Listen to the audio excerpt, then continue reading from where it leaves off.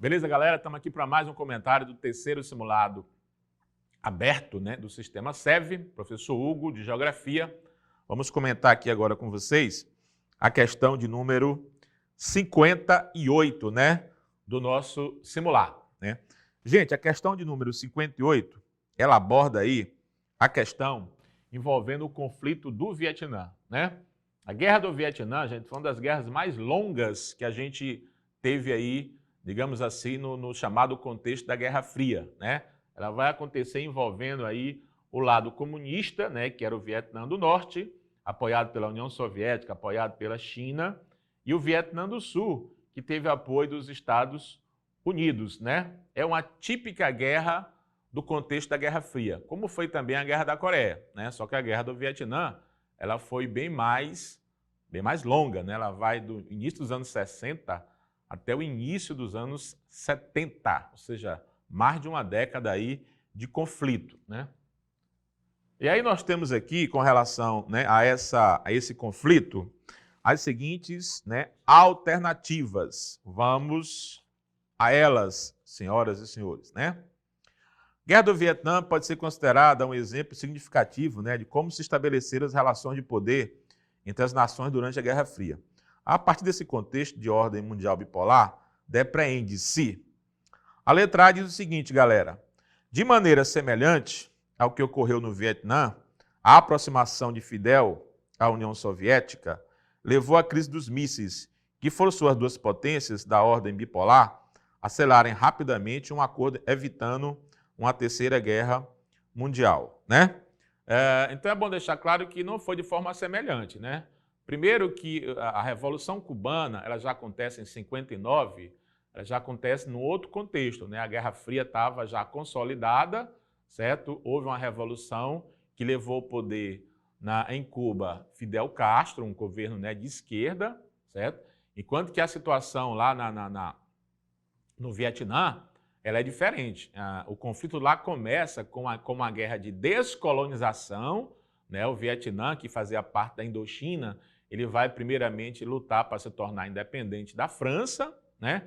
Posteriormente a essa guerra de descolonização, você vai ter o início de uma guerra, de um conflito no contexto da Guerra Fria, né? Porque aí não vai ter o entendimento sobre como o Vietnã independente ele vai se comportar, se comunista ou capitalista, né? E essa falta, né, de entendimento é que vai gerar o conflito armado, né? Como eu disse, o Norte com apoio de soviéticos e chineses e o Sul com apoio dos Estados Unidos. Então você tem um conflito longo. Não houve um conflito armado em Cuba, né? Então são contextos bem diferentes no tempo, né, na cronologia, na causa e também nas consequências, né?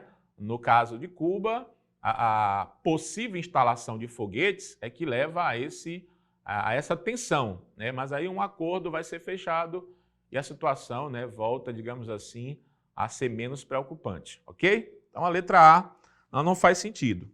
A letra B, galera, diz o seguinte: uma das características da Guerra Fria são as guerras proxy, né, ou guerras por procuração, que vinculavam o envolvimento indireto das superpotências, né? Exatamente, né? Esse aí é o contexto que a gente estava procurando. A Guerra do Vietnã, ela está nesse contexto de guerra por procuração. Logicamente que os Estados Unidos se envolveram diretamente, né? Eles entraram na guerra, apoiaram o Sul, né? A União Soviética não se envolveu diretamente, né? Ela apoiou, mandou armas e tal, mas não se envolveu diretamente, né? No caso mais recente, a gente poderia citar a guerra da Síria.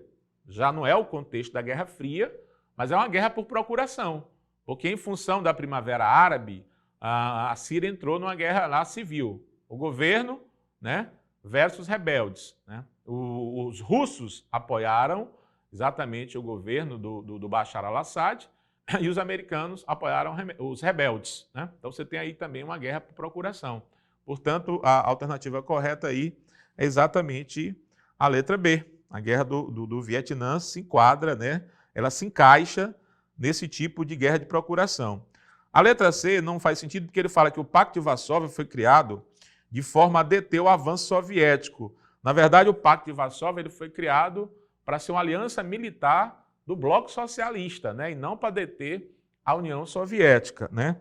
Com relação à letra D de dado, ele fala que na ordem bipolar, a Guerra Fria estendeu-se do fim da Segunda Guerra Mundial, né? Que está correto, até o fim da década de 90. Aí está errado, né? Não foi até o fim da década de 90, foi até o início da década de 90. Né? Em 91, gente, acabou a União Soviética. Portanto, a Guerra Fria vai se estender, na verdade, ainda no final da Segunda Guerra, né? A gente pode colocar aí, até o início da década de 90, não o final da década. Né? Portanto, isso aí está errado. Né? Na letra E, a corrida armamentista assumiu uma importância secundária.